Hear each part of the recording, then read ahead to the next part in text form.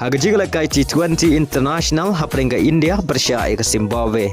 Haba pai syakre ke jingla kai ke India kala tin engkong bar kalala ban kamai hadu shispa ons bar hap saungun naki arpeu over.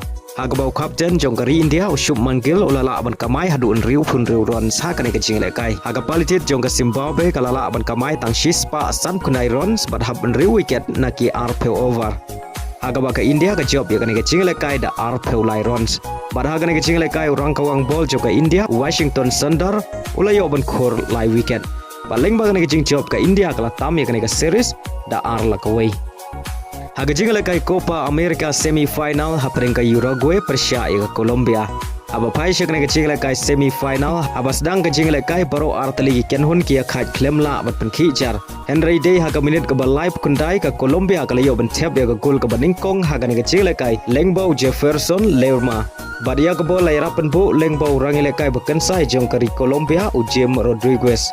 Bara shwa ben kot ke kela step kata haga minit ke basau peusan plus way ke Colombia ke ha benile kai setang shipeungut adin bau Daniel Munoz ulayo priang red card adin bau layo ben priang ya arteli ki yellow card. Aba pai sya ke kela mit ke jingle kai ke long mare khai haga baro arteli ki kenhun ki Khlem la ban tap gol Watla ki rangile kai jong ke Uruguay kila persyang ban tap ya ke gol pede khai Henry ki Khlem la ban siguliang hadu bukot ke jingle kai haga ba ke Colombia kala khori ka nam job da shigol lanon wala ka yele kai tang shipeungut haga ne ke jingle kai baleng ba ke jing job ke Colombia kala yo ban rong sya ke final jong ke Copa America hadin arpeu lai snem bat kane khun Persia ke Argentina haga final.